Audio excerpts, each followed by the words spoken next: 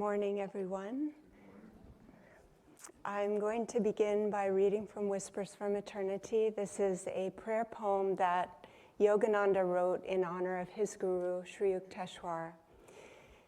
The reason I'm reading this is it contains keys to what it means to have a guru, to what this guru-disciple relationship is, and how we can draw from it.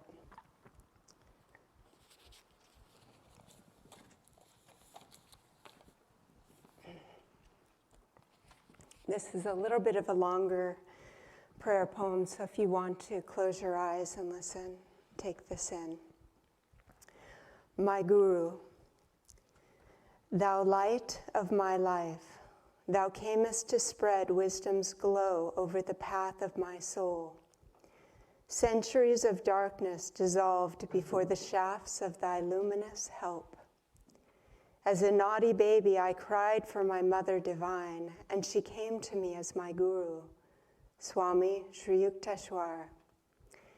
At that meeting, O my guru, a spark flew from thee, and the faggots of my God-craving gathered through incarnations, smoldered and blazed into bliss. All my questions have been answered with thy flaming golden touch. Eternal, ever-present satisfaction has come to me through thy glory. My Guru, thou voice of God, I found thee in response to my soul cries. Slumbers of sorrow are gone, and I'm awake in bliss.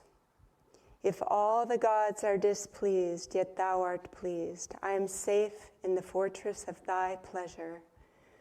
And if all the gods protect me behind the parapets of their blessings, yet I receive not thy benedictions, I am an orphan left to pine spiritually in the ruins of thy displeasure. O Guru, thou didst bring me out of the bottomless pit of darkness into the paradise of peace.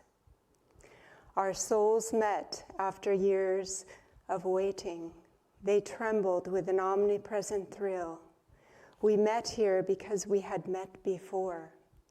Together we will fly to his shores where we will smash our planes of finitude forever and vanish into infinite life. I bow to thee as the spoken voice of silent God. I bow to thee as the divine door which leads to the temple of salvation. I bow to thee, to thy master, Lahiri Mahashaya, harbinger of yoga in Benares, and I lay the flowers of my devotion at the feet of Babaji, our supreme master.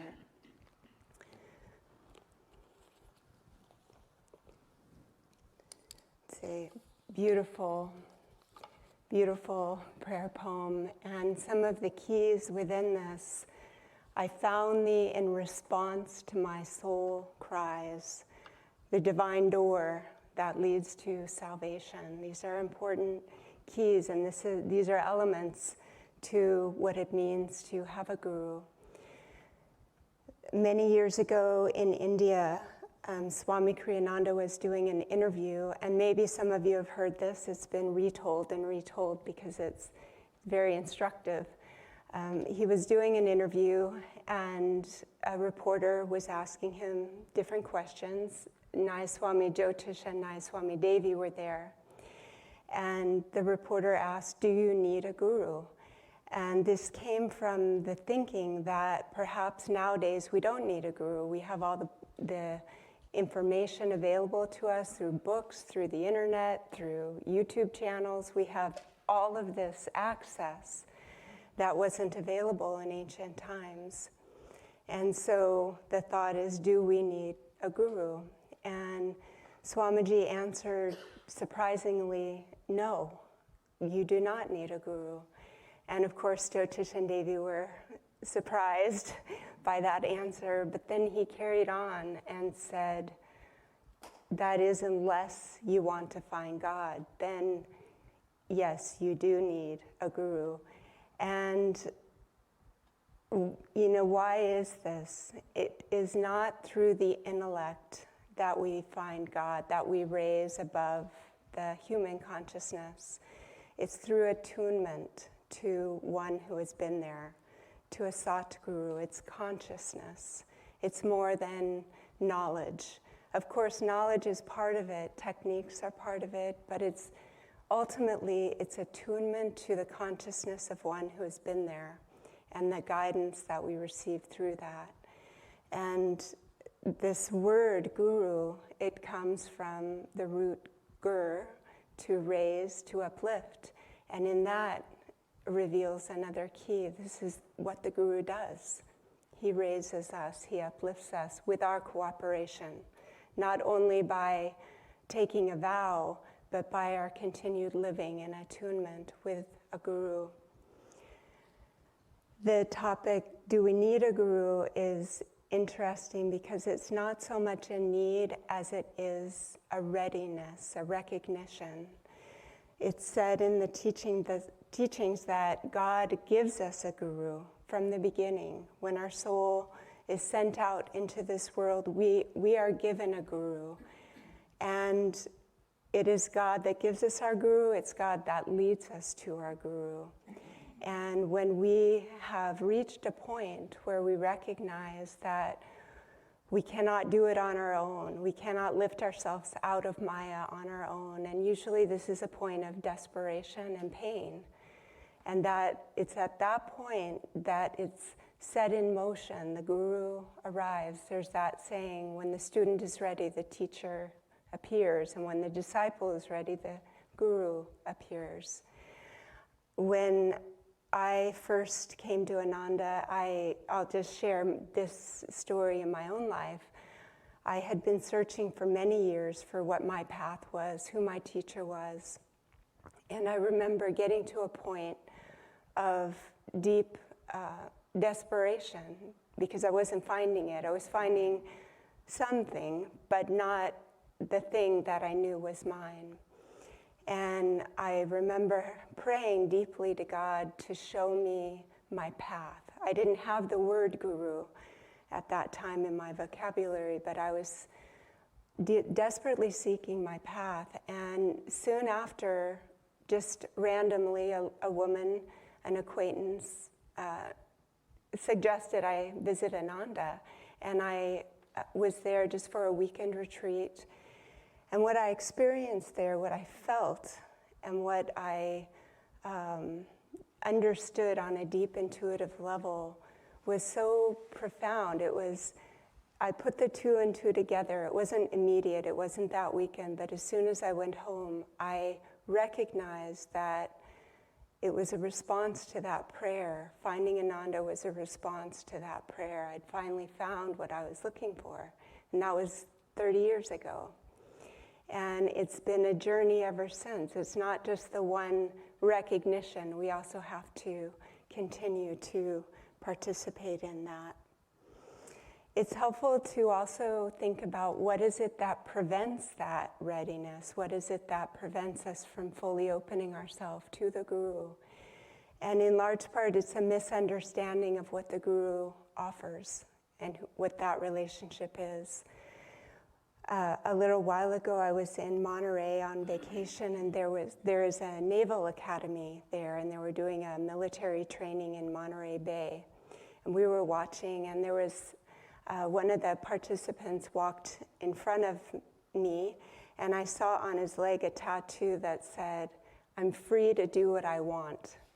And I thought it was just an interesting expression, and I don't know what his motivation was for that tattoo, but I was thinking it meant being in America. You know, there are certain freedoms in this country that we have, so perhaps that was why he had that tattoo.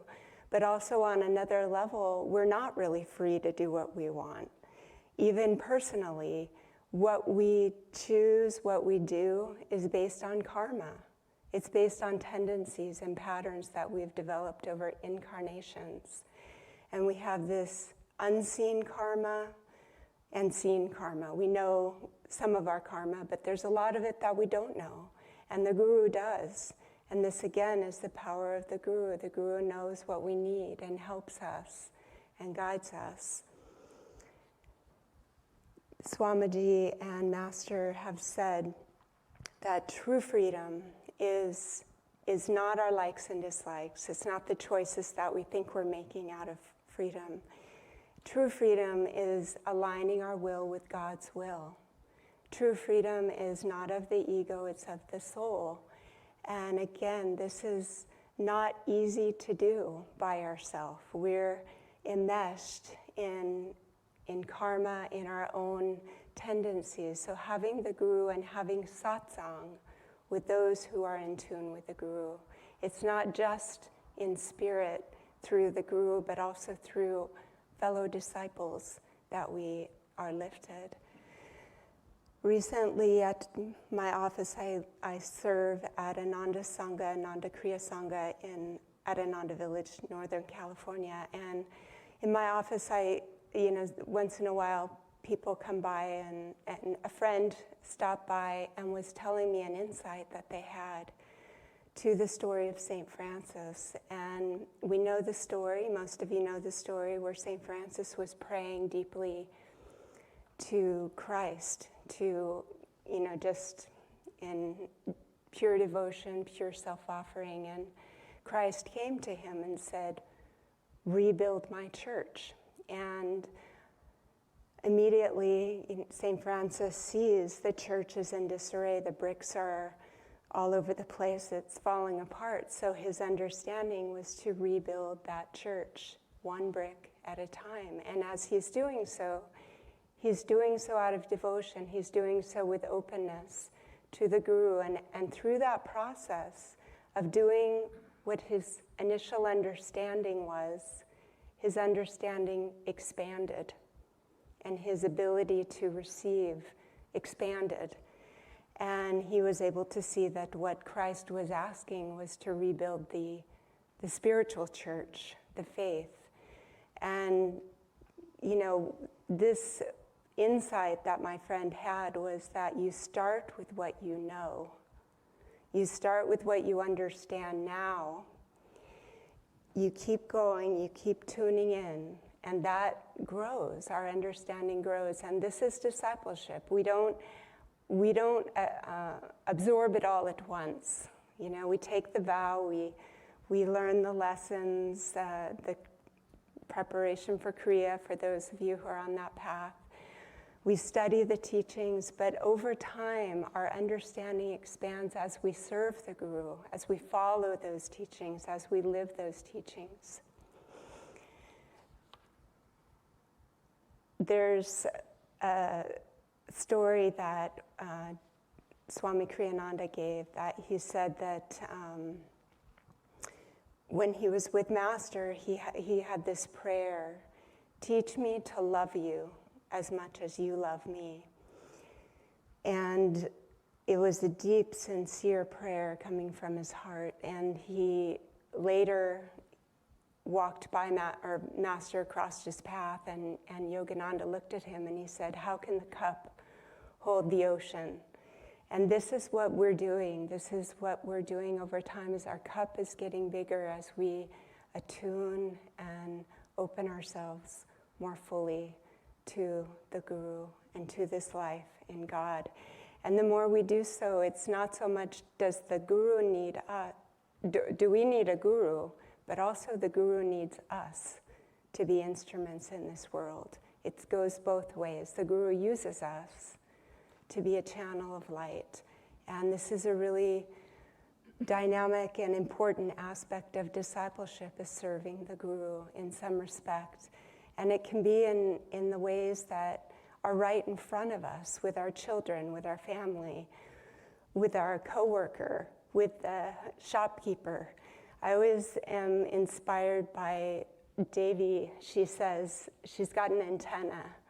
She goes out and there's somebody over there who has a need, and she'll go over and she'll say hi, she'll give them energy, she'll pray for them, or whatever it is. And we can do that. We can each do that. So whether or not we're teaching, whether or not we're serving directly in a way that has the name on it or the label, we can still serve the Guru.